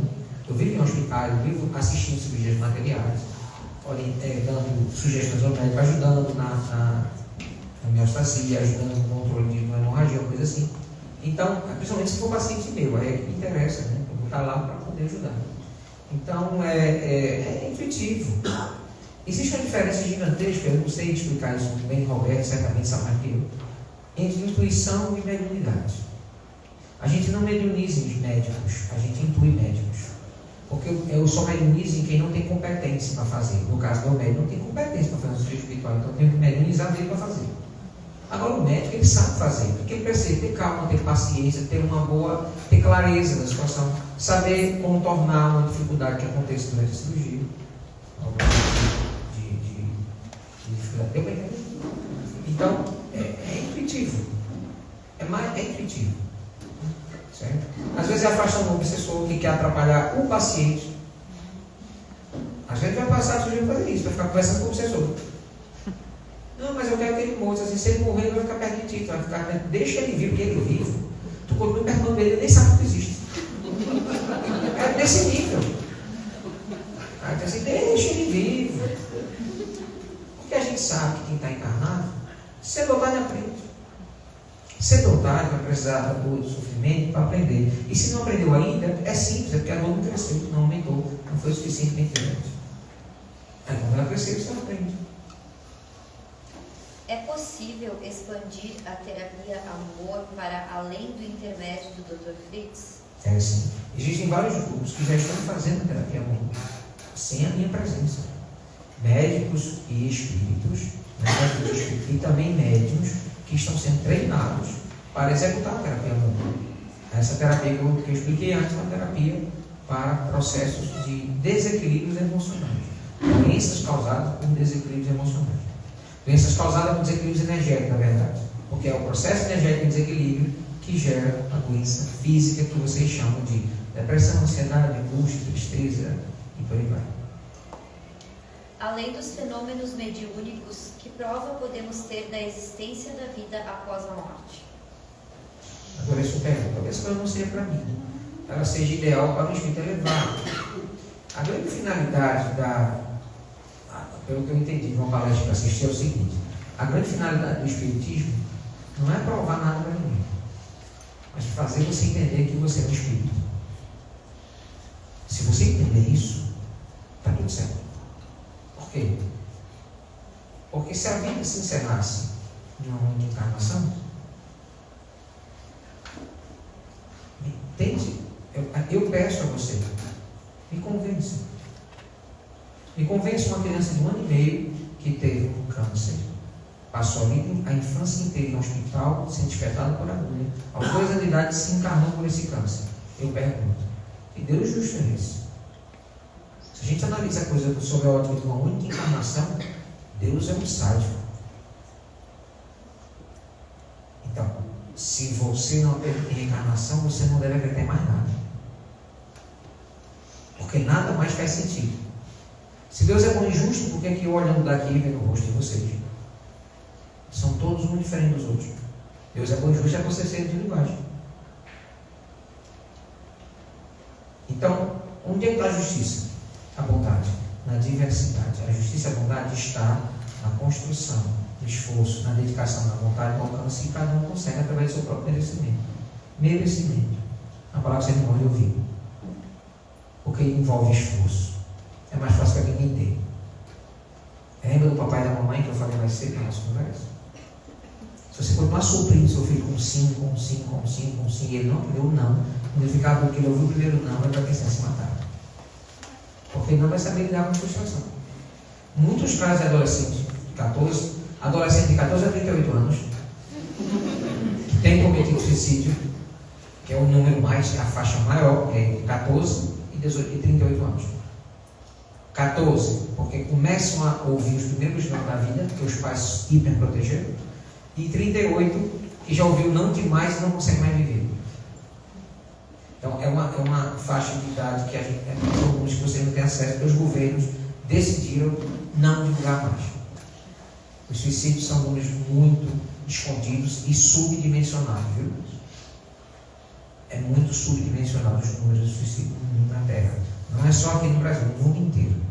Porque percebeu-se, quanto mais se fala, pior fica. Quanto mais faz campanha, pior fica. E aí? Porque você está divulgando que aquilo existe. A pessoa nem pensava antes, agora vai pensar. É muito perigoso isso, eu acho. Eu acho que cada um de nós precisa tomar decisões na vida, escolhas, mas a gente também precisa ser treinado no bem. Quando você vem uma casa espírita, frequentar uma casa espírita, você está aprendendo disciplina. Quando você vem para cá toda semana, no mesmo horário, no mesmo dia, com a mesma preparação de alimentação, não sei o quê, várias preparações, várias coisas, você vem com o intuito de servir. Então, nessa hora, você está se disciplinando. Você está entrando em sintonia com os espíritos superiores, que isso, aí sim, se quer ver um espírito superior nervoso, seja indisciplinado. Eles ficam nervosos. Não é nervoso ficar com raiva, viu? É outro tipo de nervosismo que eles ficam. Então, isso acontece porque eles entendem que os hábitos que que você desenvolve aqui na Terra ainda somos limitados às coisas materiais. Eu tenho que trabalhar para ganhar dinheiro, eu tenho que ganhar dinheiro para pagar minhas contas, eu tenho que pagar minhas contas para conseguir sobreviver. Tá. Mas eu tenho que trocar de carro a cada 2 anos. Para quê? Para que você fique cada vez mais escravo disso? Onde é que chega? Quando é que as coisas materiais deixam, você passa a entender o valor que elas têm? Ter carro é bom, não é? Dá liberdade, facilita, dá mais tempo em casa, você não precisa se locomover ao julgo de um transporte público. Então, ter um carro é uma coisa maravilhosa, dá uma liberdade, isso é ótimo. Mas até que ponto esse carro serve você e não você a ele? Quantas horas você passou sem dormir? Tem que trabalhar mais do que o normal para ter direito a ter esse carro. Quando você podia ter um menor ou mais simples e não sofrer tanto. Então, eu lhe pergunto, até quando você vai aceitar ser escravo do que é material? Até quando você vai entender que você é um espírito? Lembra daquela pergunta? Se existe vida depois da morte? Essa dúvida você não tem. Só que é mais difícil assumir essa verdade. É mais difícil assumir, sabe? Dizer para si mesmo: ah, não, tem vida sem após a morte. Eu tenho a responsabilidade de aqui na Terra, ainda encarnado, me preparar espiritualmente para esse desencarne. Eu tenho responsabilidade sobre minha própria situação espiritual quando eu desencarnar. Isso dá mais trabalho. Aí é melhor acreditar que não existe. Não, boa desculpa. Hipocrisia. Mas cada um faz o que quer na vida. Vocês são livres para fazer o que vocês quiserem, assim como eu sou. E eu vou respeitar a decisão de vocês nesse sentido. Agora não queira que eu assine embaixo das mentiras que vocês contam para vocês mesmos. E isso alivia o peso da responsabilidade de evoluir. Última pergunta. Qual o critério de merecimento da cura? Algumas pessoas passam pela cirurgia e curam, e outras não. Isso aqui é algo. Se eu dissesse a você que todo mundo que passa pela cirurgia espiritual se cura, desconfie de mim. Se o médico disser para você que cura qualquer pessoa que tem um problema de hernia de disco, desconfie dele. Porque não é possível ele tratar da mesma forma todo mundo e curar todos. Não é assim que funciona a ciência. A ciência trabalha com erros, com números, com estatísticas. Tantas pessoas se tratam para um determinado tipo de câncer, outras desencarnam. Já vi gente desencarnar com câncer de tireoide. E já vi gente tirar 90%, 80% do pâncreas e ficar vivo. E não tem mais problema com câncer de pâncreas. Então, só responder. Lê a pergunta novamente. Qual o critério de merecimento da cura? A maior parte do merecimento de uma cura não está nas minhas, não está na sua. No momento que você usa a sua fé, no momento que você vem ao meu encontro, no momento que você se submete ao seu espiritual, que você abre o seu campo energético para que eu possa lhe ajudar, no momento que você cumpre as determinações, as coisas que eu lhe orientar, fazer com determinações, com correto, no momento que eu lhe passo um receituário e você segue a risca esse receituário, quem é que está se esforçando? É muito mais você do que eu, né? Sim. Daí vem o merecimento. A falta dele é a falta de esforço. Se você receber um convite para ganhar, não sei, eu não entendo muito de dinheiro, mas imagina você receber um convite para ganhar 1.000 salários mínimos. É muito dinheiro isso? Em um ano. Esse vai ser o seu salário. Mas você tem que ser fluente e tem que escrever grego. Quem quer essa vaga? Quem está preparado para essa vaga? Quem estiver preparado tem merecimento. Entende? Então, a maioria das pessoas não é que elas não têm, não é que elas acham ainda que merecimento é algo que cai no colo. É um Deus, você não vai sofrer, mas você vai. Quando Deus faz isso, Deus é sádico. Deus deixa de ser bom e justo. E Deus não é assim. O Deus que eu conheço, Ele é todo bondade, perfeição e justiça. Ele jamais vai permitir que você sofra. Eu não me lembro, eu tenho uma lembrança do passado de todos os e 10 anos quase que eu estou desencarnado, e da minha última encarnação, e sei de algumas coisas de outras encarnações anteriores. E eu não me lembro nenhum momento que eu passei por um sofrimento que eu não merecesse. Zero. Mas eu tenho que ser um espírito para ver assim. Vocês estão cegos, surdos e mudos em relação a essas informações, porque vocês estão com esquecimento no reencarno. Aí eu entendo que é mais difícil vocês acreditarem nos processos de evolução, nessas reencarnações. É claro que é mais difícil. Por isso, tudo de bom que vocês fazem tem muito mais mérito. Então, quando vocês fazem o bem aqui na Terra, com vocês e com os outros, o mérito é muito maior. Mais cedo, Roberto deve ter falado, acho eu, dos livros, se não vai falar agora. Jefferson, conversando comigo há 8 anos atrás, ele me fez essas entrevistas e pediu para que eu um dia tornasse ela livros. Eu falei, sim, na hora certa. Mas tem todo um processo que precisa acontecer para que isso se torne verdade, se torne real. Até que aconteceu, ano passado, o Instituto Adolfo Fritz, que é essa instituição que eu espiritualmente coordeno, mas é claro que aqui na Terra, coordenado por essa equipe, Roberto, Carolina, Márcia, Luissandra e os outros, começamos então a ter um direcionamento exatamente como eu queria. Esse quadro que você vê agora, que tem 11 projetos sociais, em alguns anos vai se transformar em 30, apesar de mais 2 banners. Porque esse trabalho ele existe não somente para curar, mas para levar a caridade, a assistência, o amor a projetos sociais que realmente têm interesse e vontade de seguir a Jesus, de ajudar as pessoas, de aliviar a dor.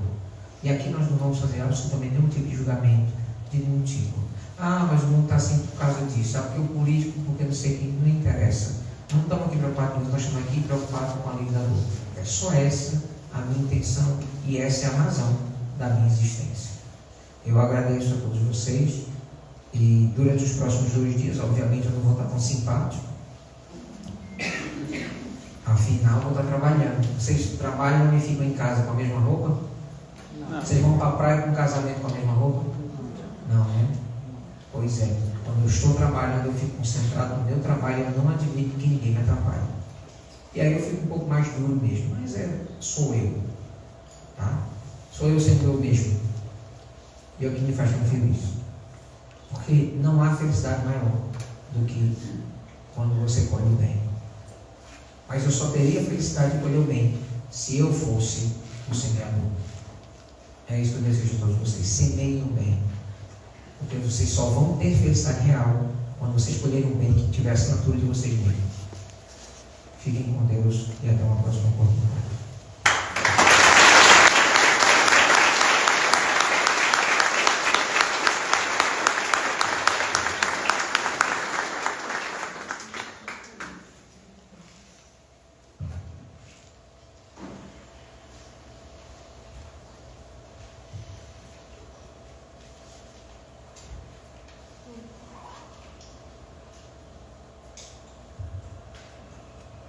Todo mundo para mim, né? Estou com fome. Antes, deixa eu só falar uma coisa que eu esqueci. Quando eu estava retornando, eu não falei dos livros. Como que foi, gente? Tudo bem? Tá tudo bem. Eu preciso falar desse. Deixa eu explicar. Não, deixa eu dar. Eu falei daqui, eu não me lembro de nada. Que dia é hoje? Dá esse livro aqui. Esse eu falei, esse aqui. Esse livro, ele foi escrito, todos esses livros estão aqui. E todo aqui na livraria, tá? Eu só peço uma coisa, se você adquirir esses livros, algumas pessoas já fizeram isso. Coloque seu nome aqui na primeira página. Porque o Dr. Fritz, amanhã de manhã, ele combinou comigo, lá no local que nós estamos hospedados, ele vai vir de manhã, eu vou preparar depois do café, para que ele venha escrever uma mensagem nesse livro para cada um de vocês. Então ele escreve a mensagem baseada no nome que ele vê aqui. Tá? Então se o seu livro é seu, põe o seu nome, se o livro é para alguém, bote o nome da pessoa que você vai dar. Mas pelo amor de Deus, gente, se você comprar o livro e não colocar o nome, não tem como a gente saber que ele é seu. Tá? Então coloque o nome. Esse aqui o Dr. Fritz assim. Depois desse livro, eu estava até conversando ali agora um pouquinho antes de começar, sobre esses dois livros.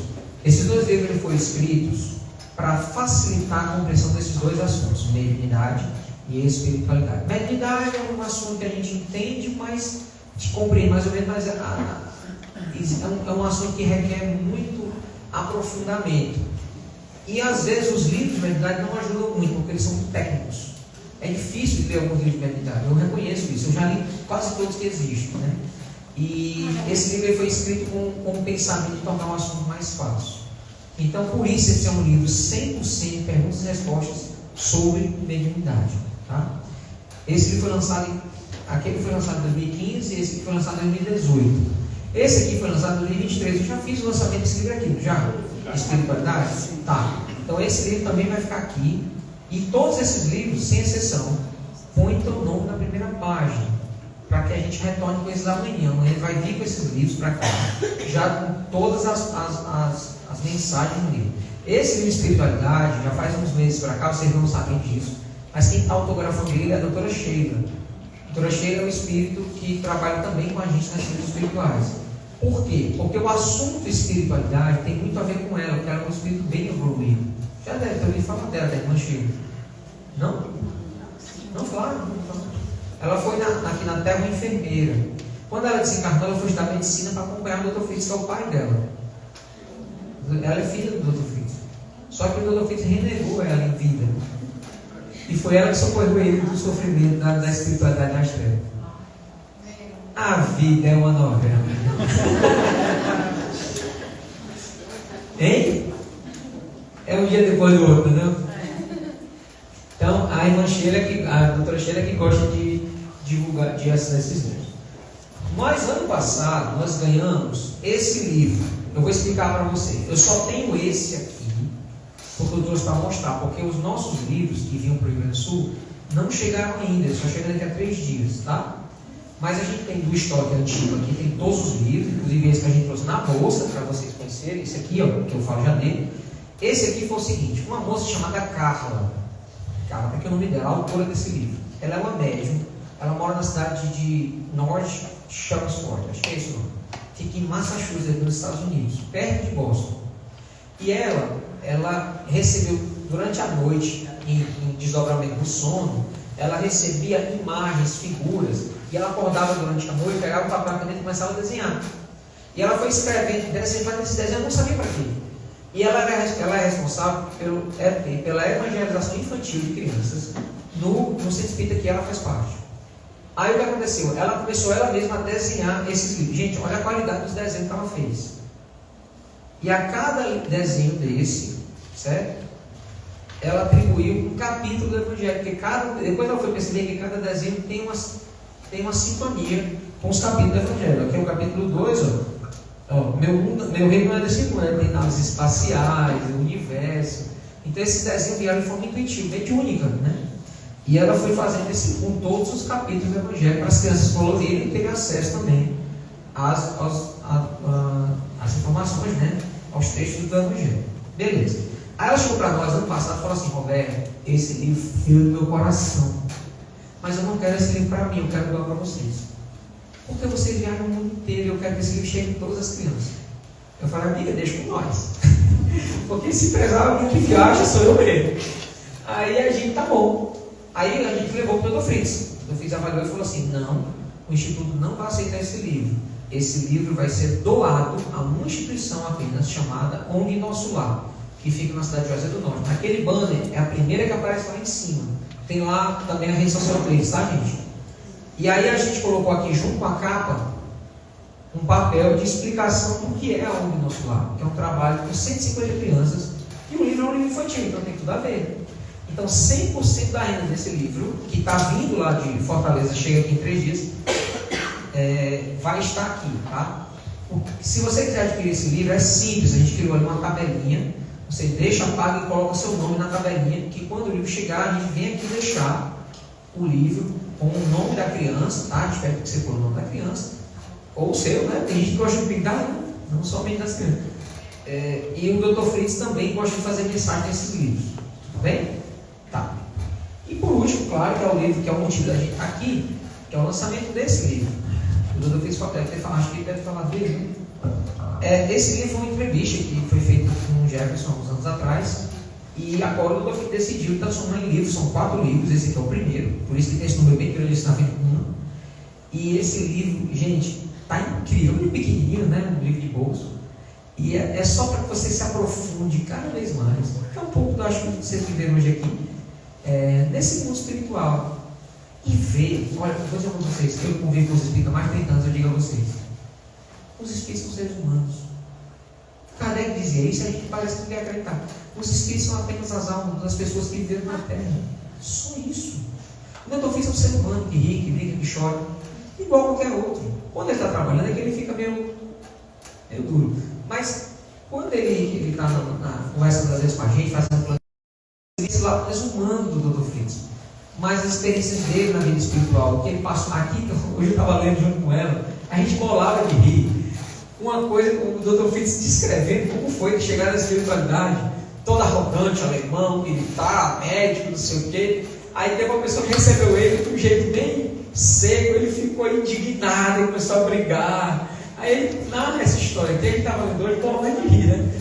Então, e depois ele assume, não era tudo coisa na minha cabeça, eu estava com devaneio, eu estava com um pensamento maluco e tal. E é muito legal. Então, é uma oportunidade de fazer. Esse livro também, gente, tem um espaço na segunda página, tá?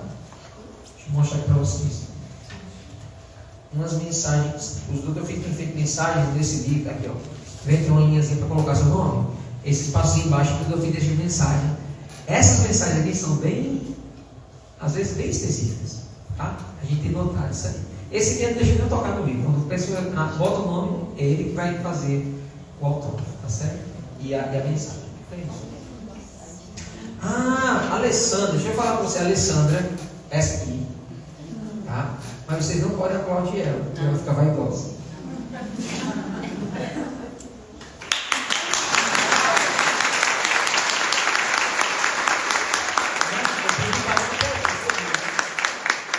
Eu pedi para não aplaudir, o que eu vou fazer? A Alessandra está com a gente no Instituto há 6 anos, ela nasceu aqui em Caxias. Não, São Marcos. São Marcos. E ela morava aqui em Caxias. Quando a gente veio a Caxias a primeira vez, viemos a convite dela. A gente está junto há 7 anos trabalhando pelo Instituto. Ela já foi com a gente em Fortaleza, já foi a gente em algumas viagens. E a Alessandra, ela hoje é a pessoa que cuida da nossa parte de mídias sociais. Ela criou um site novo no Instituto, chama institutofritz.com. Simples, institutofritz.com. Tá? Esse site tem lá, ele está lindo, ele está bem enxutinho. Só tem coisa realmente assim, bem pontuada, não tem um monte de coisa não. Só tem as coisinhas bem enxutinho, está bem resumido o site. Mas está lindo, está bem informativo. E como ela está cuidando, ela está fazendo as atualizações. A gente acabou de lançar esse site. Lógico que ainda está numa fase que a gente ainda está recebendo feedback, ainda estamos ajustando algumas coisas, mas o funcionamento já está 100%. Fique à vontade para entrar nas nossas mídias sociais, no Instagram e todas as outras, porque vocês conseguem, através desses QR Code ou através desse site, acessar, saber da nossa agenda, de onde a gente anda, tá? É legal que consegue ver onde vai ter os atendimentos, locais. A gente lá vai colocar todos os atendimentos que terão aqui em Rio Grande do Sul. Depois a gente vai para São Paulo, a gente vai fazer o interior de São Paulo, 3 cidades. Neves Paulista, que é do lado de São José do Rio Preto, depois Duartina, que é do lado de Bauru, e por último, uma cidade chamada Dracena, que é perto do Mato Grosso. Tá? Conhece Dracena? Tá. Isso. Aí depois vai para São Paulo, capital, na Zona Leste, vai ter atendimento lá, depois vai para Varginha, Minas Gerais. Aí a gente volta para Fortaleza para continuar o trabalho no interior do Ceará. Tem live, né? Tem a live, Vocês filmaram hoje? Podem filmar à vontade, gente. Tem problema. Eu vou falar isso agora. Curtindo a live. Tá bom. Eu vou salvar depois aí. Beleza? Vou deixar acessível para vocês. E o meu filho, que está aqui com a gente, ele providenciou esses marca-textos também do livro, vocês podem pegar gratuitamente. Tão bonitinho, né? Que é do novo livro do Dr. Fritz, tá certo? Então, muito obrigado pela presença de vocês. Eu vou ali ajudar um pouco, né, na venda dos livros e conversar com alguém, caso alguém queira tirar alguma dúvida sobre algum livro. Muito obrigado, Deus abençoe vocês e mais uma vez, graças a Deus.